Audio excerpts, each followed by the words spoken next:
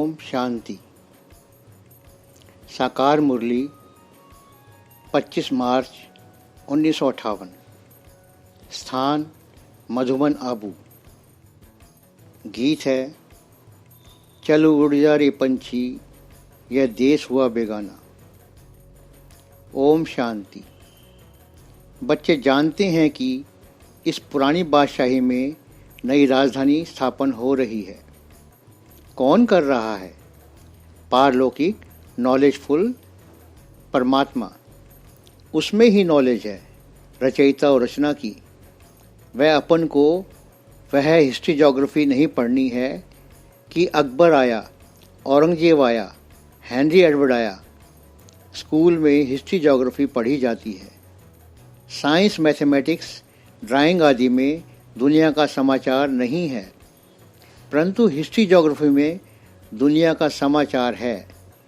तो बाबा आकर बेहद की हिस्ट्री ज्योग्राफी समझाता है। तो बेहद दुनिया से बाबा आकर नई सृष्टि रच रहा है और पुराने का विनाश होना है, जो आकर समझाता है। ब्रह्मांड से लेकर सतयुग आदि से कलयुग अंत तक आकर राज समझाते हैं कि हम बच्चे आत्माएं वहाँ कैसे रहते हैं। हर एक आत्मा में कैसे अपना अपना पार्ट मर्ज है, ये दुनिया नहीं जानती। मनुष्य को ना नॉलेजफुल, ना ऑलमाइटी, ना अथॉरिटी कहा जाता। नॉलेजफुल होता है बीज, जो क्रिएटर है। अपन ना है क्रिएटर, ना है अपन को रचना की नॉलेज। आत्मा क्रिएटर है। अगर हम हर एक रचयिता हों तो रचना की नॉलेज भी होगी, परंतु नहीं जानते, इसलिए हम इडियट हैं। वो परमात्मा सब कुछ जानते हैं, इसलिए उनको जानी जाननहार कहा जाता है, क्योंकि वह चैतन्य बीज हैं। चैतन्य बीज से चैतन्य झाड़ निकलता है, तो वह जान सके हैं और आकर रचना की नॉलेज देते हैं। यह तो सभी जानते हैं कि परमात्मा नॉलेजफुल है, और वह आकर बच्चे पैदा करते और उन्हों को नॉलेज देते हैं। तो बच्चे भी जान जाते हैं। बच्चे छोटे से लेकर बड़े तक पढ़ सकते हैं। इसमें कम से कम 4-5 वर्ष का जरूर होना चाहिए। बल छोटे बच्चे ध्यान में चले जाते, परंतु ज्ञान समझने के लिए बुद्धि चाहिए। इसलिए लौकिक बच्चों को भी पढ़ाया सकते हैं। आकर प्रवेश कर छोटे बड़े बूढ़े को पढ़ाते हैं। छोटे बच्चे जास्ती पढ़ सकते हैं। जवान और बूढ़े को जास्ती चाहना होगी, कारण कि उन्हों की बुद्धि धंधे वगैरह में लगी हुई है, इसलिए कन्याएं जास्ती उठाती हैं। अब बाप समझता कि बच्चा मेरा धंधा सीख वह धंधा करे, परंतु अब बाबा कहता कि जैसे इस मम्मा बाबा और दादा का धंधा है, वैसे तुम बच्चों का धंधा होना चाहिए। अगर ये ना पढ़ावेंगे तो पद पा न सकेंगे, लौकिक वर्षा भी पा न सकेंगे, क्योंकि वह अब मिलना नहीं है, विनाश होना है, और ना फिर यह पारलौकिक वर्षा पा सकेंगे। मृत्यु सामने है, तो क्यों ना यह अविनाशी वर्षा लेना चाहिए। परंतु जब ज्ञान की धारणा हो, तब इस फरमान को समझें और अपने बच्चों को समझावें। ज्ञान के सिवाय तो बच्चे बगले बन जाते हैं, तो फिर हंस और बगले तो इकट्ठे रह नहीं सकते। बच्चे ना माने तो हो गया कपूत। ऐसे कपूत को फिर कहना पड़े कि जाओ, हमको तुमको यह वर्षा भी नहीं दे सकते, तो बाबा के लिए बहुत कड़ी मंजिल है। तब कहते कोटों में कोई ठहर सकेंगे, इसमें जास्ती कन्याएं ठहर सकेंगी। कन्या लिए बाप का वाइब्रेशन नहीं। इसको जास्ती पढ़ाकर धंधा सिखलावें। हमको इसको तो जाकर घर संभालना है, तो कन्या की बोझा धंधे का तो रहता नहीं, परंतु जबकि बाप कुछ समझ जाए तो। परंतु बिचारियों को विघन बहुत पड़ते हैं। नहीं तो इनकी लाइफ है ही स्टडी करने लिए। बाप दादा का धंधा है पढ़ना और पढ़ाना। एक तरफ पढ़ते रहेंगे, दूसरी तरफ पढ़ाते रहेंगे। ऐसा स्कूल कोई नहीं है जहाँ पढ़ते जाएं और पढ़ाते जाएं। यही परमात्मा का स्कूल है, जहाँ शुरू से जब से बाबा ने प्रवेश किया है तब से लेकर टेव निकली है पढ़ना और पढ़ाना। कराची से लेकर बाबा मम्मा और तुम पढ़ते थे और नए को पढ़ाते थे। भले पाकिस्तान हिंदुस्तान के हंगामे होने कारण कुछ समय इतने नहीं पढ़ने आए, आबू में भी इतने पढ़ने नहीं आए, तो फिर आखिर में तुमको निकलना पड़ा। परंतु जो कुछ हम पढ़ते हैं वह हम पढ़ाते रहते हैं।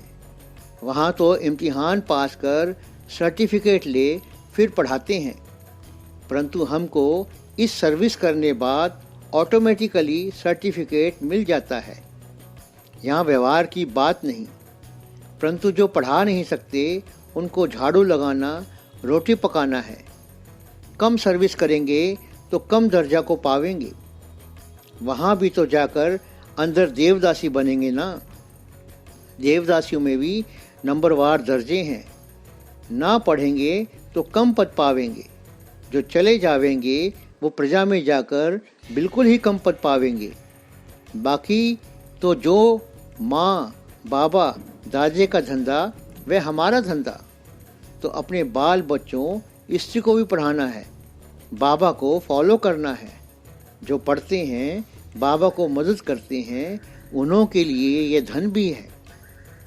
वह बाबा अविनाशी धन देता है और विनाशी धन कोई की बुद्धि में हुंडी भरावेगा अथवा दिलाएगा। बाबा अविनाशी धन डायरेक्ट देता है और विनाशी धन इनडायरेक्ट दिलाता है। जैसे बाबा अविनाशी धन देता है, जो अविनाशी धन दान करने से जाकर साहूकार राजाओं पास जन्म लेते हैं, तो इनडायरेक्टली विनाशी धन साहूकारों राजाओं द्वारा दिलाता है। तो ये है रूहानी नॉलेज। जो माँ बाबा धंधा करते हैं तो बच्चों का काम है यह धंधा करना। बच्चों का काम है सुनना और सुनाना। अब बच्चों को पढ़ाने लिए पुरुषार्थ चल रहा है, क्योंकि बच्चे जल्दी पढ़ सकते हैं। बूढ़ों की तो बुद्धि लोभ मोह में होने कारण जड़ जड़ी भूत अवस्था हो गई है। धारणा तो बूढ़े भी कर सकते हैं, क्योंकि ज्ञान बिल्कुल सहज है, परंतु देही अभिमानी ना होने कारण देह अभिमान में मोह में फंसने कारण धारण नहीं कर सकते। यह बच्चियां ही बड़े बड़े PhD आदि जैसे को ज्ञान देगी जो अहंकारी हैं। तो यह ऐसा छोटे बच्चों का कॉलेज अथवा यूनिवर्सिटी निकलनी है। छोटे बच्चे कोई ध्यान में भल जावेंगे, परंतु ज्ञान नहीं तो वर्थ नॉट ए पेन। परंतु अपन कहते हैं साक्षात्कार की औरों को कितनी आस होती है, परंतु अपन कहते हैं कि साक्षात्कार तो वर्थ नॉट ए पेनी है। यह जो नौदा भक्ति में साक्षात्कार होता है, जैसे मीरा को हुआ तो क्या हुआ, फिर भी जन्म मरण में आती और गिरती रहेगी। जो ऊपर से नए सोल्स आते हैं वह इस समय अपना अच्छा प्रभाव दिखलाते हैं, फिर तो उन्हों को गिरना ही है, क्योंकि गोल्डन सिल्वर कॉपर आयरन अवस्था में सबको आना ही है, अर्थात गिरते रहना ही है। ऊपर से आते वह कुछ अपना अच्छा ढंग दिखलाते हैं, अच्छी चलन दिखलाई, बाकी तो गिरना ही है। अब नए सोल्स आते होंगे, उनकी कुछ गोल्डन सिल्वर एज दिखाई पड़ती होगी। यह महीन राज है जो नए बच्चे हैं वह नहीं जान सकते। विचार सागर मंथन करने से तुम भी इन राजों को जान सकते, बाकी तो कोटों में कोई समझेंगे, साहूकारों के नसीब में नहीं है। अब तो जो अबलाएं हैं जिनके पास कुछ नहीं है वह आती हैं। कहते हैं ना, गरीब निवाज अबलाओं को बल देने वाला, इसलिए गरीब बहुत उठाते हैं, बाकी साहूकार बहुत कम उठाते हैं। उन्हों की बुद्धि में आता ही नहीं जो ऐसे समझे स्त्री स्त्री नहीं पुत्र पुत्र नहीं।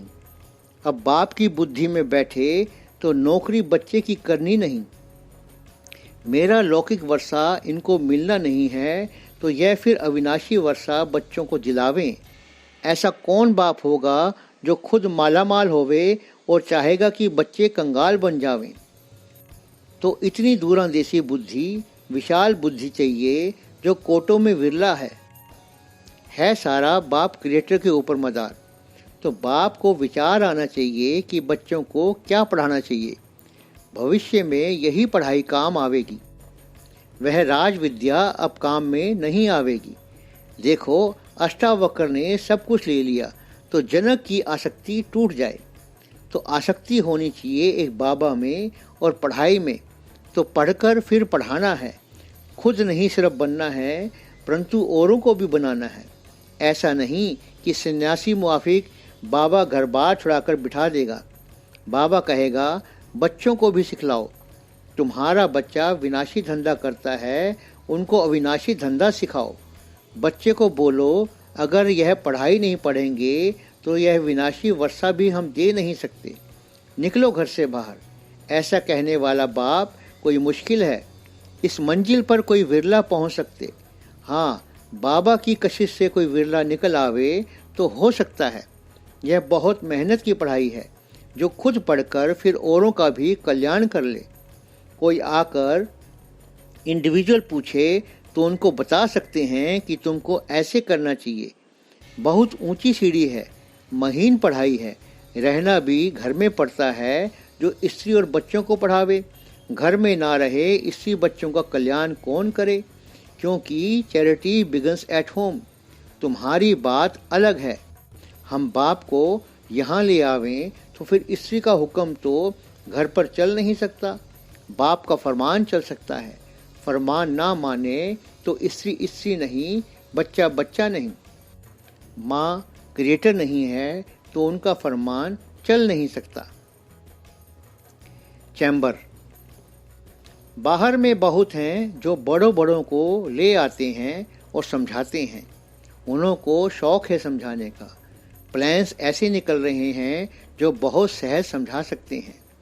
दिन प्रतिदिन सहज हो रहा है।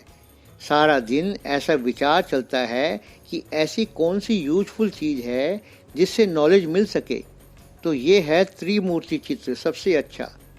तो बाबा को बहुत हॉबी है चित्र बनाने की।